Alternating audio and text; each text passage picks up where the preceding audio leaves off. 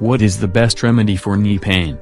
Knee pain can have a number of causes, and it is important that it is properly diagnosed before you try to treat it. The best remedy for knee pain will depend on whether it is a sprain, strain, ruptured meniscus, torn ligament, or arthritis. If you have just injured your knee, and you aren't sure how serious it is, then the best remedy for knee pain is rest and elevation. There is some debate about whether or not it is a good idea to use ice and compression for injuries these days. There was a time when ice was recommended for all injuries, but not anymore. Today, instead of just using ice, it is generally recommended that people use contrast bathing, with ice and heat, to manage injuries. If after 2 to 3 days of such treatment, and anti-inflammatories, you are still in a lot of pain and your knee will not straighten, you should see a doctor. For chronic knee pain, wearing a brace is a good idea.